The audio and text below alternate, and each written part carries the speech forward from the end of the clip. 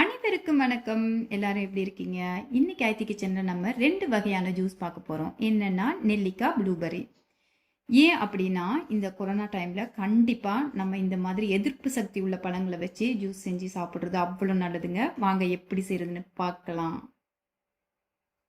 இப்போ நம்ம நெல்லிக்காவை கழுவி கட் பண்ணி எடுத்துக்கிட்டோம். உள்ள இருக்க விதைகள் வேண்டாம். அப்போ நான் கட் பண்ணால் 1 கப் வந்துடுச்சு. ஆக்சுவலாக இது 1 லிட்டருக்கான நெல்லிக்காயை நான் வெட்டி எடுத்துருக்கிறேன்.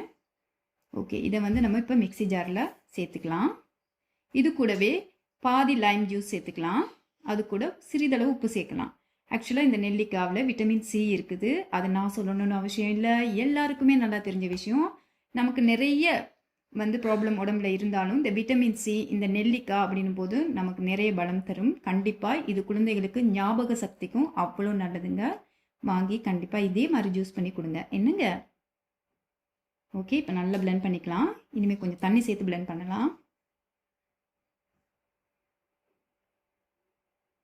தண்ணி சேர்த்தாச்சு. மறுபடியும் நல்லா பிளெண்ட் பண்ணி எடுத்துக்கிறேன். வாட்டி நல்லா பிளெண்ட் பண்ணிவிட்டு நீங்கள் ஒரு தடவை ஃபில்டர் பண்ணிவிட்டு மறுபடியும் அதை நல்லா அரைச்சி எடுத்திங்கன்னா அதில் இருக்கிற எல்லா ஜூஸஸும் நம்மளால் எடுத்துக்க முடியும்.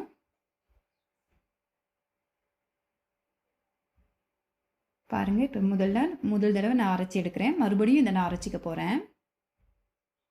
நிறைய பேர் சுகர்லாம் சேர்ப்பாங்க. ஆனால் நம்ம சுகர் சேர்க்க வேணாம், நம்ம தேன் தான் சேர்க்க போகிறோம். நான் 2வது தடவை அரைச்சதுக்கப்புறம் பாருங்கள், ஒரு மணல் மாதிரி வந்துருச்சு. இதை நல்லா ஃபில்டர் பண்ணிக்கலாம். மறுபடியும் இதை இன்னொரு வாட்டி சின்ன ஃபில்டரில் வச்சு நம்ம ஃபில்டர் பண்ணிக்கலாம். அப்போ இன்னும் மிச்சம் இருக்க இந்த சின்ன சின்ன துகள்கள்லாம் வந்துடும். ஓகேங்க, இப்போ தேன் சேர்த்துக்கலாம். நான் 3 டேபிள் ஸ்பூன் தேன் சேர்க்குறேன். கண்டிப்பாக வாரத்தில் 2 வாட்டி இந்த மாதிரி பசங்களுக்கும் பெரியவங்க நீங்களும் காலமையே நம்ம வெறும் வயிற்றில் எடுக்கிறது அவ்வளவு நல்லது. ட்ரை பண்ணுங்கள் வீட்டில். ஓகே, ரெடி ஆயிடுச்சு. நமக்கு இந்த ஜூஸ் இப்போ ரெடி ஆயிடுச்சு. இப்போ ப்ளூபெர்ரி 125 கிராம் எடுத்திருக்கேன். இதை நல்லா கழுவிக்கோங்க. இப்போ இதை மிக்சி ஜாரில் சேர்த்துக்கலாம். இது ஒரு ஆளுக்கான ஜூஸ். நான் 1 கப்பு தண்ணி விட்டு அரைக்க போகிறேன்.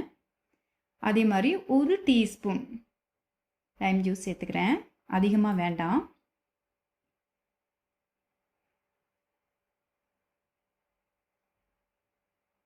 இதெல்லாம் அவ்வளோ விட்டமின் சேர்ந்த பழங்கள்.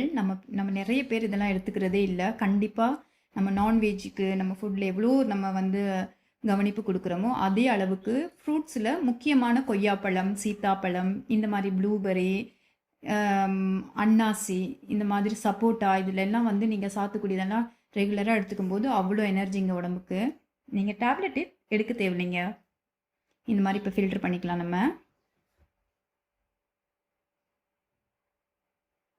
நல்லா ஃபில்டர் பண்ணிடுங்க.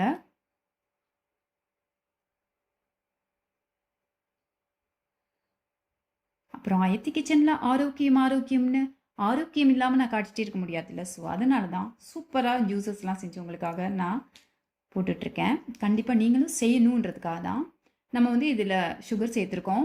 நான் 1.5 டேபிள் ஸ்பூன் சேர்த்துருக்கேன். இப்போ 2 ஜூஸுமே அட்டகாசமாக ரெடி ஆயிடுச்சு பாருங்கள். என்னங்க, இதே மாதிரி நீங்களும் செஞ்சுட்டு உங்களோட ஃபீட்பேக் எனக்கு கமெண்ட் பண்ணுங்கள். கண்டிப்பாக எப்போவுமே ஆயத்தி கிச்சனில் ஆரோக்கியமான உணவு, ஆரோக்கியமான வாழ்க்கை என்று சொல்வது மட்டுமின்றி அதை செயலிலே காட்டுவோம். கண்டிப்பாங்க இன்னொரு ரெசிபியில் உங்களை சந்திக்கிறேன். பாய் பாய்.